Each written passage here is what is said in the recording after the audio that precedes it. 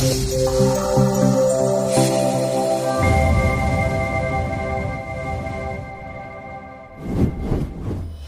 My dear aspirants, మరి ఈరోజు తేదీ చూస్తే కనుక డిసెంబర్ 17, 2020 అండ్ ఈరోజు సాక్షి మరియు ఈనాడు దినపత్రికలు ప్రచురించిన ముఖ్యాంశాలు అయితే మనం చూద్దాము. కరెంట్ అఫైర్స్కు ఉపయోగపడేటువంటి ముఖ్యమైన కంటెంట్స్, అలాగే మన సిలబస్కు సంబంధించిన విశేషాలు అయితే కనుక మనం చూద్దాం ఈ వీడియోని. అండ్ లాస్ట్ వరకు అయితే స్కిప్ చేయకుండా చూడండి. ఈ వీడియోని కనుక లైక్ చేయండి, షేర్ చేయండి, సబ్స్క్రైబ్ అయితే చేయండి. ఇక న్యూస్లోకి వెళ్తే కనుక మనం ఆల్రెడీ నిన్న చూసాము 9 రాష్ట్రాలకు కొత్త సీజన్లుగా అని చెప్పేసి రావడం మనం చూడొచ్చు. అదే విషయాన్ని ఈ రోజు అయితే కన్ఫర్మేషన్గా సుప్రీంకోర్టు కొలీజియం అయితే కనుక తన వెబ్సైట్లో కింద పెట్టడం అయితే జరిగింది. ఆ విషయం అయితే మనం ఇవాళ పేపర్లో అయితే చూడవచ్చు. ఇక్కడ చూడండి, బదిలీలపై 4, పదోన్నతులపై 5 నుంచి రావడం జరిగింది. అంటే ట్రాన్స్ఫర్ అయ్యే వారు 4గా ఉన్నారు, ప్రమోషన్ వచ్చిన వారు అయితే 5గా మనం చూడవచ్చు. ఏపీ కోర్టుకి ప్రధాన న్యాయమూర్తిగా వచ్చిన ఏకే గోస్వామిగా చెప్పుకోవచ్చు. ఈయన వచ్చేసరికి ఇప్పటి వరకు సిక్కింలో ప్రధాన న్యాయమూర్తిగా ఉండడం జరిగింది. ఇప్పుడు ఈయన అయితే బదిలీ చేయడం జరుగుతుంది. ఇక ఎవరెవరు ఏ ప్రాంతానికి బదిలీ అవుతున్నారు అనేది మనం నెక్స్ట్ ఆర్టికల్ అయితే మనం చూడవచ్చు. ఇక్కడ మనం చూడొచ్చు 9 రాష్ట్రాలకు కొత్త సీజీఎల్గా ఇవ్వడం జరిగింది. ఇక కొత్త ప్రధాన న్యాయమూర్తులుగా ఇవ్వడం జరిగింది. ఇక్కడ మనం కింద అయితే చూడొచ్చు, justice yes Muralidhar Odisha, justice Sanjeev Banerjee Madras, justice Pankaj Mittal Jammu Kashmir, justice సుధంసు దులియా Guwahati, justice Mohammed Rafiq Madhya Pradesh. So వీరైతే కనుక ప్రధాన న్యాయమూర్తులు కొత్తగా అయితే రావడం జరిగింది. ఇక ఇక్కడ మనం రైట్ సైడ్లో పర్టికులర్ అయితే చూడొచ్చు, ఒక టేబుల్ అయితే ఇవ్వడం జరిగింది. సీజీలు బదిలీ అంటే ప్రధాన న్యాయమూర్తులు ఏ ప్రాంతం నుంచి ఏ ప్రాంతానికి బదిలీ అవుతున్నారు, అదేవిధంగా న్యాయమూర్తులు ఏ ప్రాంతం నుంచి అవుతున్నారు, అదేవిధంగా సీజీలుగా పదోన్నతులు అంటే ప్రమోషన్ వచ్చిన వారు అయితే కనుక ఇక్కడ పట్టిక ఇవ్వడం జరిగింది. ఇదైతే కంపల్సరీగా మీరు చదవాల్సింది అండ్ అప్డేట్ చేసుకోవాల్సిన విషయము. దీని నుంచి ఏ కాలం నుంచి అయితే కనుక మీకు క్వశ్చన్ రావడానికి అయితే అవకాశం అవుతుంది కాబట్టి మీరు కంపల్సరీగా ఇదైతే అప్డేట్ చేసుకోండి అండ్ బాగా హైట్ అయితే చేయండి. ఇక్కడైతే కనుక నేను చదవడానికి అయితే ఇంకా చేయట్లేదు, ఎందుకంటే టైం అయితే ఎక్కువ అవుతుంది కాబట్టి. ఇంకా నెక్స్ట్ కంటెంట్లు అయితే ఎక్కువ ఉన్నాయి కాబట్టి దాని గురించి నెక్స్ట్ వెళ్తున్నాను. కాకపోతే నేను 2 విషయాలు అయితే చెప్తాను చూడండి. ఇక్కడికి మనకు ఇంపార్టెంట్గా చెప్పుకోవచ్చు, జస్టిస్ అరూప్ కుమార్ గోస్వామి. ఈయన వచ్చేసరికి సిక్కిం నుంచి ఆంధ్రప్రదేశ్కి అయితే కనుక ఇప్పుడు ట్రాన్స్ఫర్ అయితే జరుగుతుంది కాబట్టి ఇదొకటి మీరు కంపల్సరీగా అప్డేట్ అయితే చేసుకోండి. ఇప్పుడు వరకు అయితే కనుక మహేశ్వరి గారు అయితే కనుక మనకి ఆంధ్రప్రదేశ్కి అయితే ఉన్నారు. ఆయన వచ్చేసరికి సిక్కింకి అయితే ట్రాన్స్ఫర్ అవుతుంది జరుగుతుంది. ఇక అదేవిధంగా మనకి జస్టిస్ రాఘవేంద్ర సింగ్ చౌహాన్ వచ్చేటికి ప్రస్తుతానికి ఉన్న తెలంగాణకి అయితే కనుక హైకోర్టుకి ప్రధాన న్యాయమూర్తిగా ఉండడం జరిగింది. ఈయన వచ్చేటికి ఉత్తరాఖండ్కి అయితే కనుక బదిలీ అవ్వడం మనం చూడొచ్చు. జస్టిస్ హిమా కోహ్లీ ప్రెసిడెంట్ అయితే కనుక ఢిల్లీగా హైకోర్టుకి అయితే కనుక న్యాయమూర్తిగా ఉన్నవారు తెలంగాణకి బదిలీ అవ్వడం అనేది మనం చూడొచ్చు. ఇక ఇవి మీరు అప్డేట్ చేసుకోవాల్సిన విషయాలు. ఇక అదేవిధంగా ఈనాడులో కూడా ఇదే మ్యాటర్ని అయితే కనుక ప్రచురించడం జరిగింది, ఇదే వార్తను ప్రచురించడం జరిగింది. ఇక్కడ మనం చూడవచ్చు ఎవరెవరు ఏ యొక్క ప్రాంతానికి అయితే బదిలీ అవుతున్నారో మనం ఇక్కడ చూడొచ్చు. ఇక నెక్స్ట్ చూద్దాం. ఇక దోహాలో 2030 ఆసియా క్రీడలు అని చెప్పేసి వార్త అయితే మనం చూడొచ్చు. ఆసియా క్రీడలను రెండోసారి నిర్వహించే అవకాశాన్ని ఖత్తర్ రాజధాని దోహా దక్కించుకుంది. 2030 ఆసియా క్రీడలకు దోహా ఆతిథ్యం ఉంది. బుధవారం జరిగిన ఆసియా ఒలింపిక్ కౌన్సిల్ సమావేశంలో ఓటింగ్ ద్వారా 2030, 2034 ఆసియా క్రీడల ఆతిథ్య నగరాలను అయితే ఎంపిక చేయడం జరిగింది. దీనికి గాను 2030కి దోహా అయితే ఎంపిక అయినట్టుగా మనం వార్త అయితే చూడొచ్చు. ఇది వచ్చేసరికి 2006లో దోహా తొలిసారిగా ఆసియా క్రీడలను అయితే నిర్వహించింది. అదేవిధంగా ఇప్పుడు నెక్స్ట్ చూస్తే కనుక 2030లో రెండోసారి ఆసియా క్రీడలకి అయితే కనుక నిర్వహించడానికి హక్కులను అయితే పొందిందని మనం చూడవచ్చు. ఇక మనం ప్రజెంట్ జరగబోతున్న నెక్స్ట్ చూస్తుంటే కనుక 2020లో ఆసియా క్రీడలు చైనాలోని హాంగ్జౌలోని, 2026లో ఆపై జరిగేటువంటి ఆసియా క్రీడలు జపాన్లోని ఐచి నగోయా నగరాల్లో జరుగుతాయని ఇక వార్తాదారు అయితే కనుక మనం చూడొచ్చు. దీనిని అయితే మీరు అప్డేట్ అయితే చేసుకోండి. ఇక నెక్స్ట్ చూద్దాం. ఇక పోస్టల్ బ్యాంక్ నుంచి డాక్ పే యాప్ అని చెప్పేసి రావడం జరిగింది. ఇదైతే మనం అప్డేట్ చేసుకోవాల్సిన విషయము. మనమైతే చూడొచ్చు, డాక్ పే యాప్ అందిస్తున్న సేవలు అని చెప్పేసి ఇక్కడ జరిగింది. ఈ డాక్ పే యాప్ అనేది ఏంటంటే మనకి ఇండియా పోస్ట్ పేమెంట్ బ్యాంక్ అంటే పోస్ట్ ఆఫీస్ నుంచి అయితే కనుక ఈ యొక్క యాప్ అయితే రావడం అయితే కనుక రిలీజ్ చేయడం అయితే మనం చూడవచ్చు. దీని అయితే కనుక మీరు కంపల్సరీగా అప్డేట్ చేసుకోవాల్సింది. పోస్ట్ ఆఫీస్ మీద కంపల్సరీగా ఏదో ఒక పథకం ద్వారా కానీ ఏదో ఒక విషయం ద్వారా తనకి మన క్వశ్చన్ అయితే రావడం జరుగుతుంది కాబట్టి ఇదైతే మీరు అప్డేట్ చేసుకోండి. India post payment bank IPBB అనే పేరుతో, అంటే డాక్ పే పేరుతో కనుక మొబైల్ డిజిటల్ పేమెంట్ సర్వీస్ని అయితే అందుబాటులో తీసుకురావడం నేను చూడొచ్చు. అదేవిధంగా ఈ యొక్క పేమెంట్ చేసేవంటి సేవలు ఏవైతే ఉన్నాయో చూడొచ్చు. UPI, VDC, DMT, APS, bill చెల్లింపులు, పోస్టల్ పథకాలు. సో ఇవి అన్నీ కూడా మీరు అయితే కనుక కంప్లీట్గా బై హార్ట్ చేయండి. అండ్ మీరైతే కనుక గుర్తుంచుకోవాల్సిన విషయాలు, ఎందుకంటే ఈ యాప్ ద్వారా నుంచి ఏ రకంగా రావచ్చు. డాక్ పే అందిస్తున్న సేవలు వీటిలోనివి గుర్తించండి, అదేవిధంగా ఈ సేవలు లేనివి గుర్తించండి అని చెప్పేసి క్వశ్చన్ అయితే రావడానికి అవకాశం ఉంటుంది. కాబట్టి ఇవైతే కంపల్సరీగా ఒకసారి చూడండి. దీనికి సంబంధించినవి మనకి సాక్షి కాకుండా ఈనాడులో కూడా ప్రచురించడం జరిగింది. ఇది కూడా చూడండి. ఇక్కడ మనం చూడొచ్చు తపాలా యాప్తో నగదు బదిలీ అని చెప్పేసి రావడం అనేది మనం చూడొచ్చు. ఇక్కడ మనం చూడొచ్చు డాక్ పే యాప్ యొక్క విశేషాలు ఏంటంటే ఎప్పటి నుంచి అమలులోకి వచ్చిందంటే కనుక నిన్న అంటే బుధవారం నుంచి అమలులోకి వచ్చింది. అంటే డేట్ చూసుకుని కనుక డిసెంబర్ 16 నుంచి అయితే కనుక రావడం జరిగింది. కాబట్టి ఈ విషయాలు అయితే కనుక మీరు అప్డేట్ అయితే చేసుకోండి. దీని ద్వారా అయితే యాజ్ ఏ గూగుల్ పే, అదేవిధంగా ఫోన్పే సేమ్ యాప్ లాగా దీనికి తపాలా యాప్ నుంచి అయితే కనుక మనకి డాక్ పే అనే యాప్ని అయితే తీసుకురావడం జరిగింది. దీన్ని కూడా అప్డేట్ అయితే చేసుకోండి. ఇక నెక్స్ట్ అయితే చూద్దాం.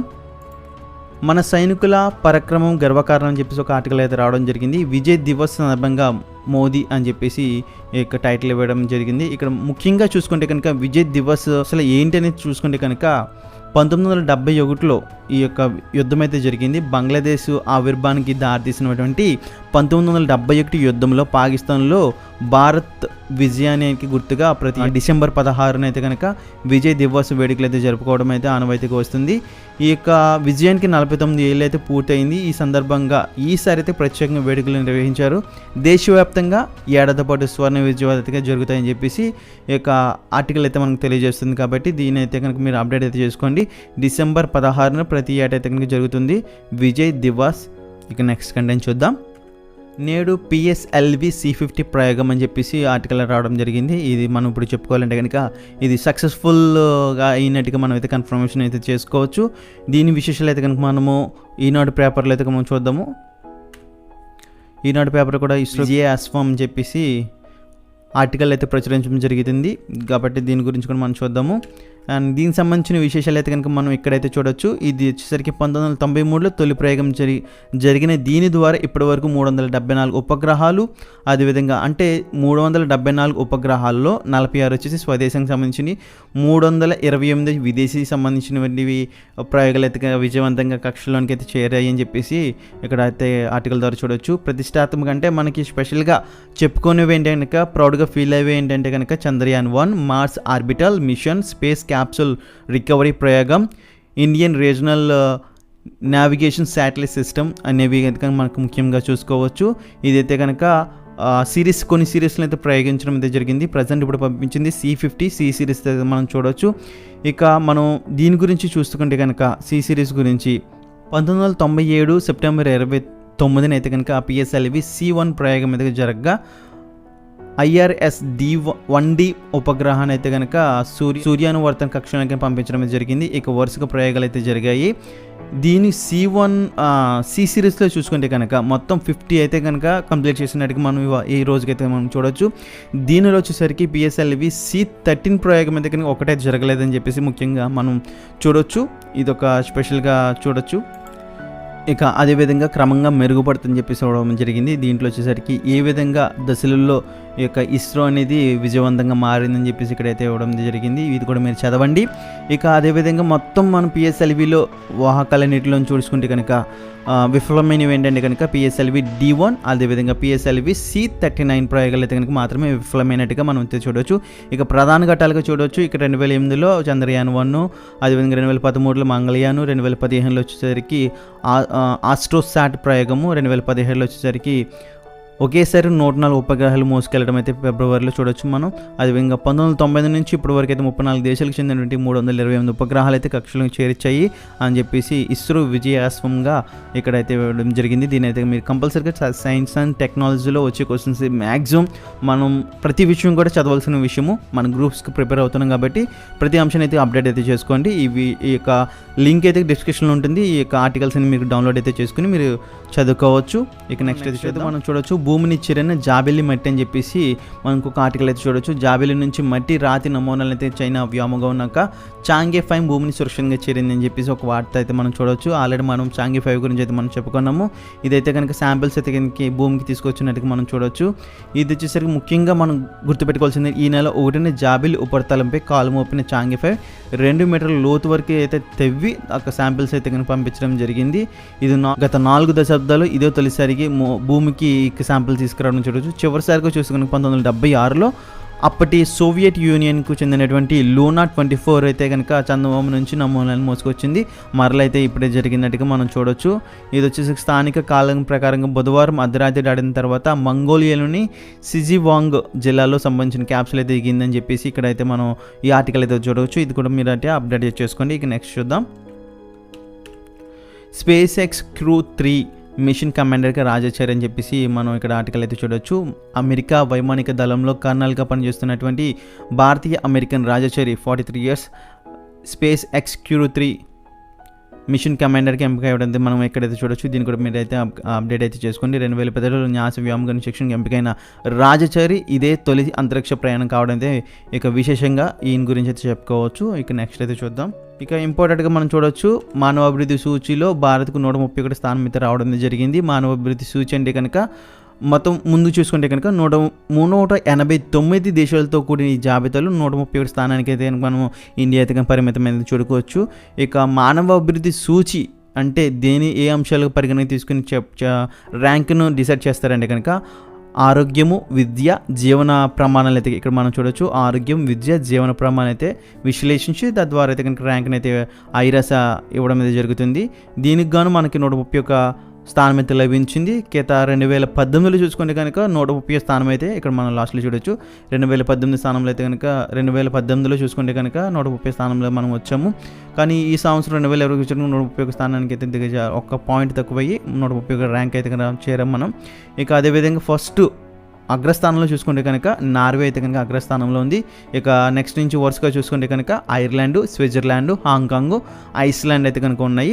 కాబట్టి మనం ముఖ్యంగా గుర్తుపెట్టుకోవాలి ఫస్ట్ 5 కంట్రీస్ చూడాలి. అదేవిధంగా భారత్కి ఎన్నో ర్యాంక్ అయితే రావడం జరిగింది. కాబట్టి ఈ ఆర్టికల్ అయితే కూడా మీరు సేవ్ చేసుకుని చదవండి. ఇక నెక్స్ట్ అయితే చూద్దాం. ఇక ఇండియన్ ఎకానమీకి సంబంధించినటువంటి అంశాలు అయితే మనం ఈనాడు ప్రతిభలు అయితే మనం చూడవచ్చు. ఇక వ్యవసాయ రంగానికి సంబంధించిన సంస్కరణలు అయితే ఇవ్వడం జరిగింది. పోటీ పరీక్షలకు ప్రత్యేకంగా ఇండియన్ ఎకానమీలో ఇవ్వడం జరిగింది. కాబట్టి మీరు కంపల్సరీగా చదవాల్సిన అంశం టాపిక్ ఇది. అగ్రికల్చర్కి సంబంధించిన ప్రతి విషయం కూడా మనకి అండ్ 100% చదవాల్సిందే. ఎందుకంటే అందులో నుంచి వచ్చే chances most of the questions అయితే అందులో నుంచి రావడానికి అవకాశం ఉంది. అండ్ ఇందులో వచ్చేసరికి కనీస మద్దతు ధరలు, స్వయం సమృద్ధి ప్యాకేజు, అదేవిధంగా ప్రధానమంత్రి కిసాన్ సన్మాన్ నిధి కోసము, కిసాన్ రైలు కోసము, వ్యవసాయానికి సంబంధించిన ప్రతి అంశం కూడా అప్డేట్ ఇవ్వడం జరిగింది. ఇక 2020 వరకు న్యూ ఇండియా సమాచార ప్రకారంగా తీసుకోవడం జరిగింది. కాబట్టి ఇప్పుడున్న ప్రజెంట్ సిచ్యువేషన్లో కూడా ఉన్నటువంటి కొనుగోలు చేసిన ధాన్యము కనీస మద్దతులు అంటే ఎంఎస్పి కూడా ఇవ్వడం జరిగింది. కాబట్టి దీని అయితే కంపల్సరీగా మీరైతే చెక్ చేసి ఒకసారి డౌన్లోడ్ చేసుకుని మీరైతే కంపల్సరీగా ప్రాక్టీస్ చేయండి. అండ్ అదేవిధంగా చదవండి ఈ ఆర్టికల్ని. ఇక నెక్స్ట్ ఇదే కంటెంట్లో ప్రతిభలు వేసింది ఆర్ఆర్బీ పరీక్షలు ప్రత్యేకంగా అర్థమెటిక్ అయితే ఇవ్వడం జరిగింది. సమాంతర చతుర్భుజంలో ఒక కోణం లంబం అయితే అని చెప్పేసి ఒక టైటిల్ ఇచ్చి మన ఆర్ఆర్బీకి ప్రత్యేకంగా అర్థమెటిక్ అయితే ఇవ్వడం జరిగింది. దీన్ని కూడా మీరు ప్రాక్టీస్ అయితే చేయండి. ఎవరైతే కనుక ఈ ఎగ్జామ్ ప్రిపేర్ అవుతున్నారో ప్రతి ఒక్కరు కూడా ప్రాక్టీస్ చేయడం వల్ల చాలా విజయానికి అయితే కనుక నాందిగా మనం చెప్పుకోవచ్చు. కాబట్టి ఈ విశేషాలు అయితే కనుక మీరు డౌన్లోడ్ చేసుకోండి. అదేవిధంగా ప్రాక్టీస్ అయితే చేయండి. ఇది ఈరోజు మనకి ఈనాడు అండ్ సాక్షి దినపత్రికగా వేసిన ముఖ్యాంశాలుగా చూడొచ్చు. ఒక రోజునైతే అధికంగా ఉంటాయి, ఒక రోజునైతే తక్కువగా ఉంటాయి. కానీ మనం మ్యాక్సిమం అయితే కనుక పేపర్ని అయితే మీకోసం అయితే కనుక 1 hour and 1.5 hours అయితే కనుక కంపల్సరీగా నేను చదివి కంప్లీట్గా మీకు అనాలిసిస్ అయితే ఇవ్వడం జరుగుతుంది. కాబట్టి ఈ వీడియో మీకు నచ్చినట్లయితే లైక్ చేయండి, షేర్ చేయండి, సబ్స్క్రైబ్ చేయండి. అలాగే మీ ఫ్రెండ్స్ కూడా షేర్ చేయండి. Thank you and all the best.